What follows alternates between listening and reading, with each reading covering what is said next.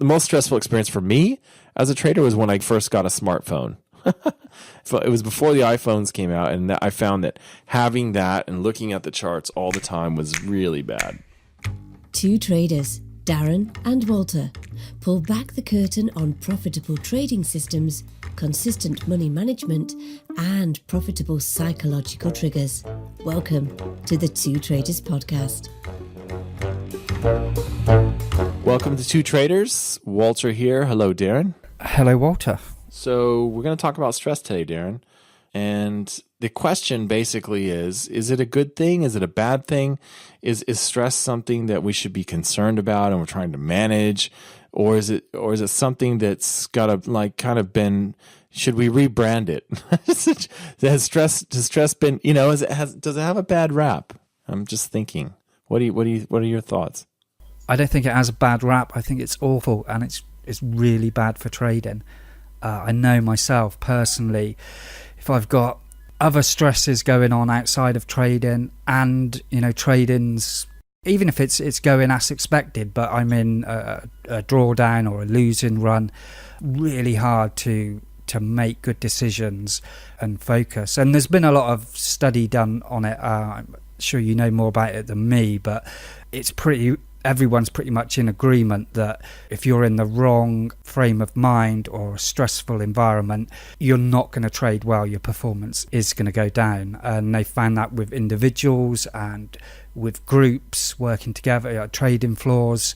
It's not good. It's bad, and you have to have checks and things in place to stop trading when you are feeling like that. And it's difficult because trading is like a stressful game, so you have to do whatever you can to try and build a good environment and be in the right frame of mind. And that's just not only mentally, physically as well. You kind of have to be relaxed and well slept, and all of those things are proven to make a big difference. Right. I wonder if we can trick ourselves into thinking like in a different way, though. So when we start feeling, so for example, is it the case that people enjoy riding on a roller coaster simply because they're experiencing that stressful situation? Like they feel like they're going to die, or they're going to fly out of this little car, this little roller coaster car thing, or, they're going to fall out of their seat when it goes upside down, or, in other words, I guess what I'm saying is, riding a roller coaster is a really stressful thing, and yet people walk off of it and they've got smiles and they're happy. Jumping out of an airplane and then pulling your parachute so that you can, again, land on the ground somewhat softly. Like that's a stressful thing. People stress out and freak out. But again, it's exhilarating for them, right? When they make it and they're alive and they land on the ground again. It's almost like just kind of the way you see it. It's kind of like, is there a way to trick the brain? So like if let's say you're riding in a whitewater rafting, right? So you're in a river and you're paddling it with a bunch of other people in your boat, and then you get bounced out of the boat. So now you're in the rapids, and you're trying to scramble to the side of the river where there's an eddy, and it's not, the water's not flowing as fast, and you're not going to get pinned in some rocks or whatever. That's a stressful thing too. Probably more so than the roller coaster. Yeah. Is that stress though, or is that enjoying risk taking? And are there distinct differences there? Well, that's exactly it. That's exactly it. So my question, exactly that, Darren.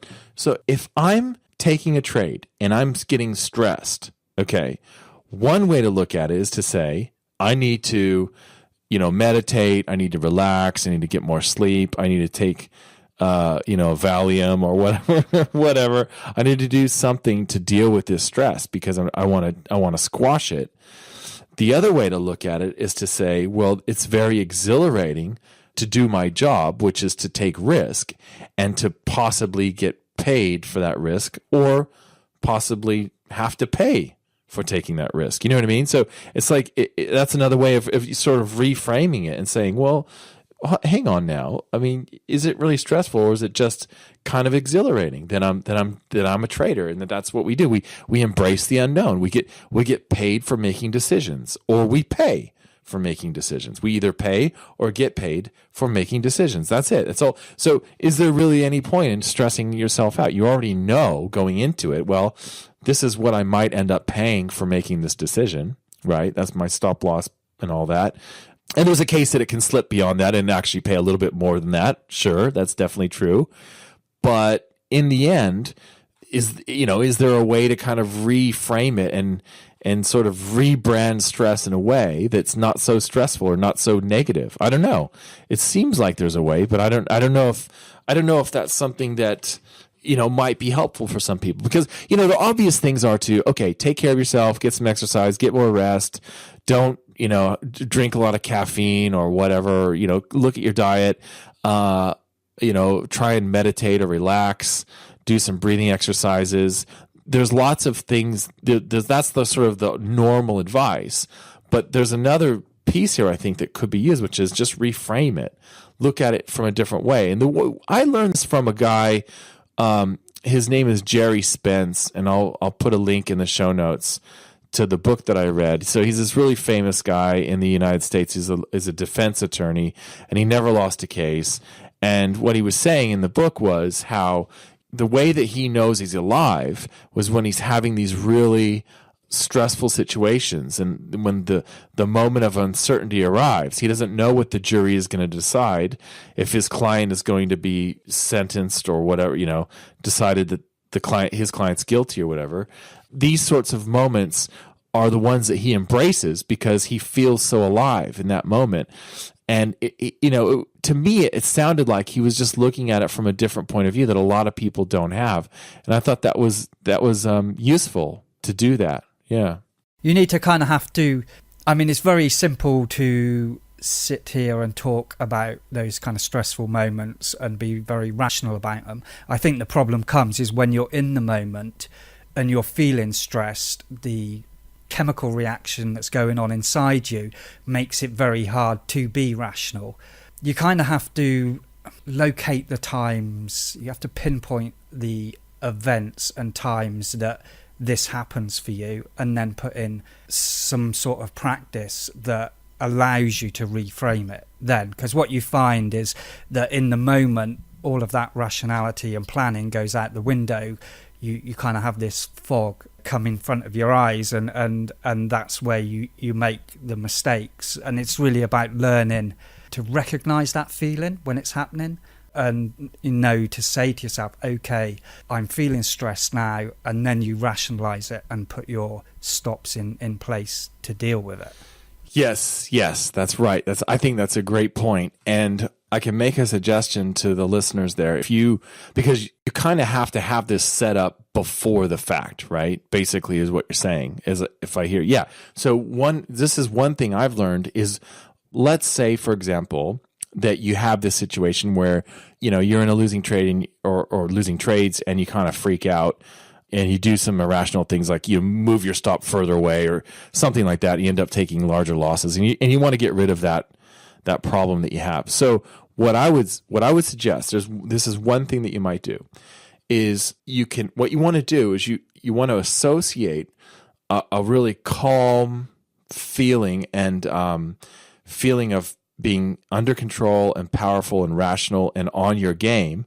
You want to associate that with something, so that when you're feeling totally off base and totally stressed out and whacked out, you can recenter yourself. So here's an example. Let's say that you can think back to a time when you were completely on and you were making all the right decisions, and you were just like, you just didn't miss anything. You were as best as you can be, right?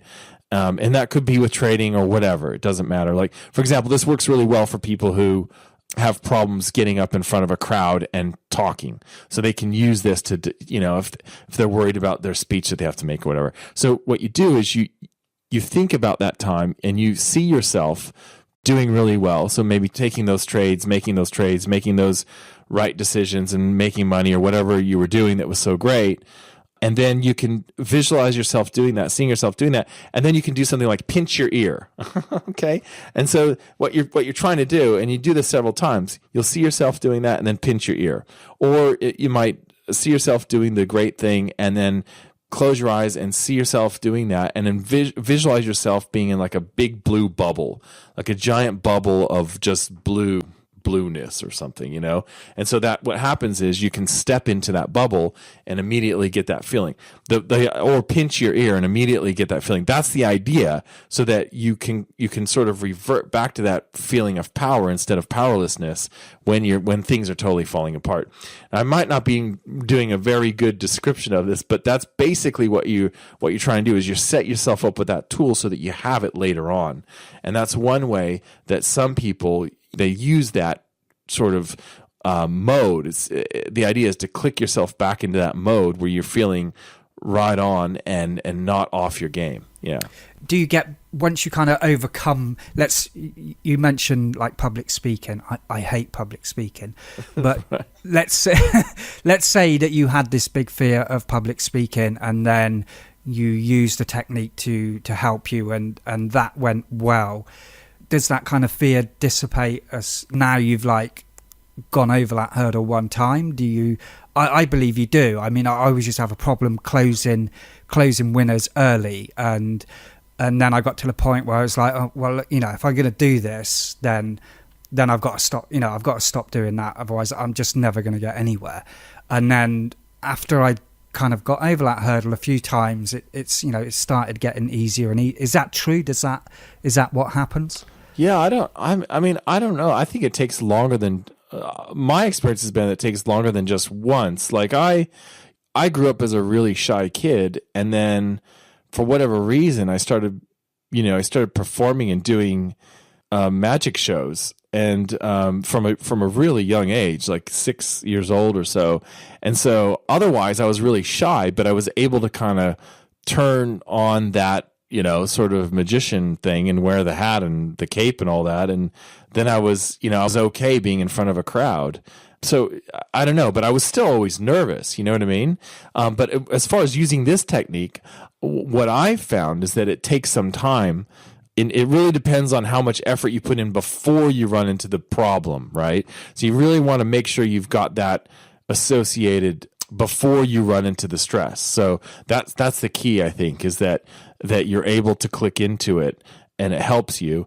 But I find that the stress still comes up, you know? So if you have problems being nervous, speaking in front of people, and you use that tool to get into your happy place or whatever, your confident place, I think it's still useful, even, you know, the 10th, 11th time.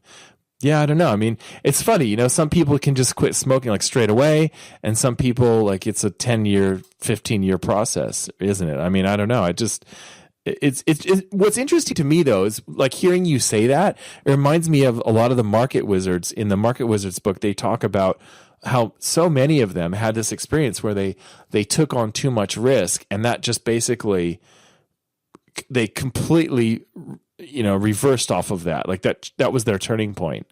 That they had too much risk, something terrible happened, and they swore that they would never do it again, and it just kind of like, whoom, you know what I mean? It kind of reminds me of what you were just saying about closing your winners too early. You were like, okay, look, if I'm going to do this, I'm going to do it the right way, and I'm not going to close my winners too early, you know, sort of thing. But, you know, a lot of those market wizards, they were doing the same thing with risk. They had all decided, for whatever reason, different reasons, but essentially the same mistake. You know, they had too much risk on the table, and they all decided, look, this is crazy. I'm never going to, you know, put myself in this position again. And then they don't. Yeah.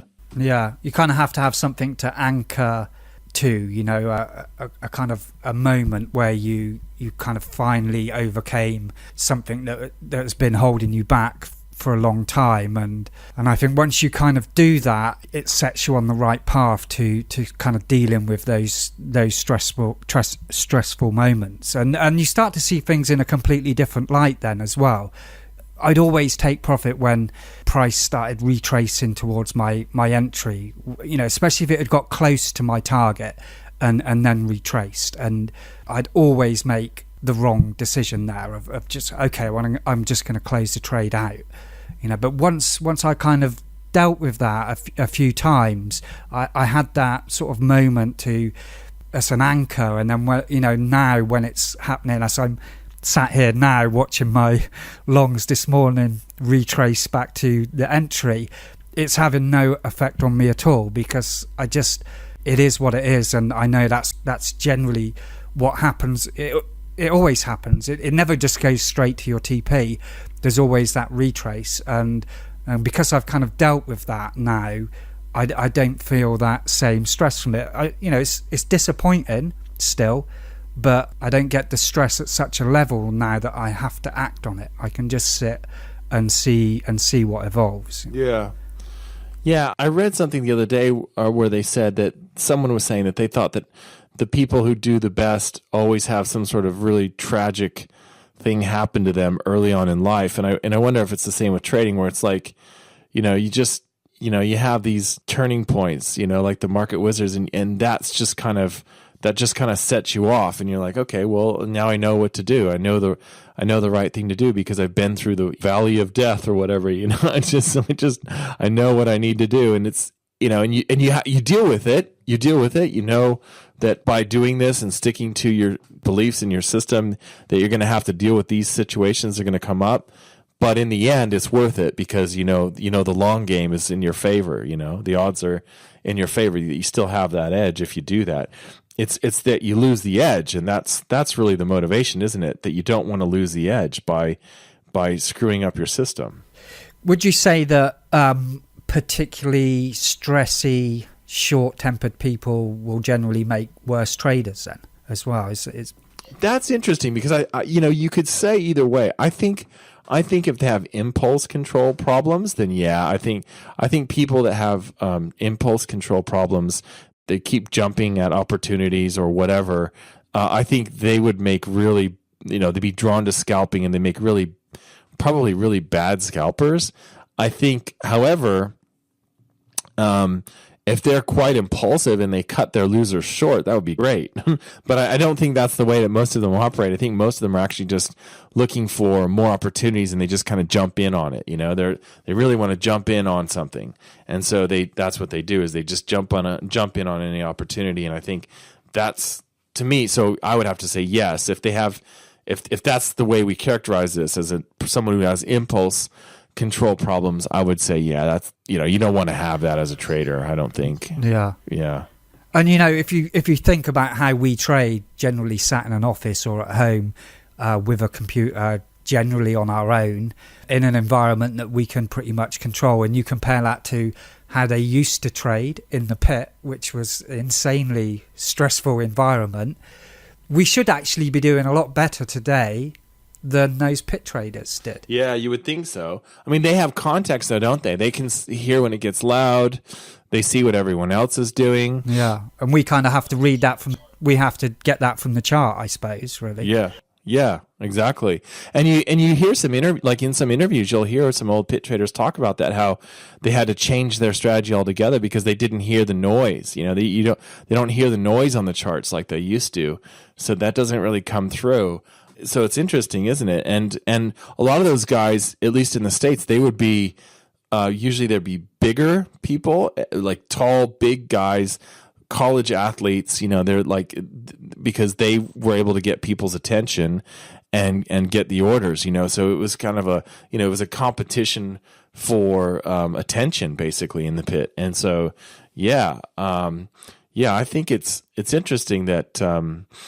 They had different cues and clues as traders than we do as technical traders off the charts. It's a totally different story, I think. Yeah. You don't strike me as a particularly stressy sort of person anyway. I imagine you're quite laid back.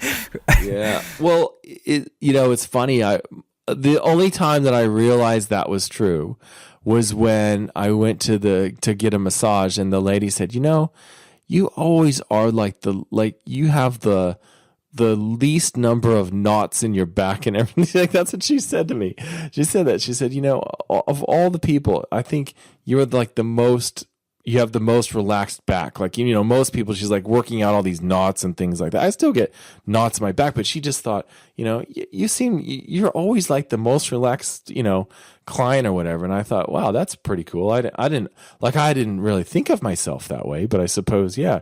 I think that's why I'm not suited to the lower time frames, because it's just too, You know what I mean? It's too much. It's too, I need to step away. And I don't think you can do that. Like if you're trading, if you're scalping or whatever, obviously it's like a real intense thing, and you got to sit there and watch and concentrate. And I feel like you can just let it go. And yeah, I'm better off at letting go. Like my strength is in letting go. And, you know, maybe, and maybe I do that too much. Like recently, this year, as we record this, I've probably had more trades actually go all the way and hit my stop than I have in most years, because and this year's not, you know, this year's halfway through, probably because you know, I used to cut my trades really quickly. Like if they went against me and I thought that it was going to get stopped out, I would pull the plug before. But I have to admit, this year I've been really giving them a lot of room to go, and I don't, you know, wake up in the middle of the night to check and see if it's going to hit the stop. You know, I just wake up in the next morning and see, and you know, that's happened where it hits the stop. So, you know, I don't know. I mean, maybe it might not be the right decision, but I find that I prefer to make a decision and then wait for enough data to come back in the form of candles before I reassess the decision that I made, instead of you know, trying to micromanage it. I find micromanaging the trade is just a bad idea for me. That doesn't work for me. Yeah. I think that is a result of stress as well, because all of the data points to the opposite. And, you know, says that, you know, we shouldn't move to break even too quickly, and, you know, we should give trades room to move, and then when you've got big profits on the table, then tighten up more aggressively. But it's not what we all like to do, and I think it's that stress of when, you know, our trades become winners, the stress gets heightened, I think, for all of us. That kind of one way that stress manifests itself in how we decide to trade and the strategies that we pick. Yeah, absolutely. Yeah, it's so I guess to sum it up, for looking at stress, I think it's something that can drag down your performance. I think that you can try and reframe it and look at it as, you know, excitement or uncertainty. You know, is stress really the physiological response to uncertainty? You know, as it would be getting on that roller coaster. Is there a way that you can imagine yourself in a different state of mind when you feel much more in control, and associate that with some physical action so that you can bring that up and bring that mindset up later on if you need to, if you're feeling exceptionally out of control and stressed out. That's basically my point. You know, I will end it from my point, Darren, in saying that I found the most stressful experience for me as a trader was when I first got a smartphone. And it was before the iPhone. It was before the iPhones came out, and I found that having that and looking at the charts all the time was really bad. It just drove home the point that I needed to step away from the charts after entering the trades into this platform, that I did not need to watch them. And by watching them on my fancy schmancy smartphone, which I thought was the coolest thing ever, it was terrible. My performance took a nosedive. So yeah, so I think that was a pretty stressful thing. So I don't know how many listeners out there do that, watch their trades too closely, but that might be something to consider. Yeah, I think a lot of them do. I know I certainly used to do that as well. Final thoughts for me really are: watch stress from outside of trading. For me, that is really bad. If I'm having a bad time elsewhere with friends or family or business or anything like that, it impacts on my trading dramatically. And then the other one is this idea of learning the events that make you stressed and recognizing when you're having that feeling and putting stops in place. So, you know, maybe it's winning trade coming back to you, maybe it's being in a drawdown. There'll be specific ones that really affect you, and if you can pinpoint those and recognize that feeling that you have when it happens, then that's a really good way and technique of improving your trading. Yep. Absolutely. Thanks so much for the time, Darren. We'll see you next time. Okay, thanks, Walter. Cheerio.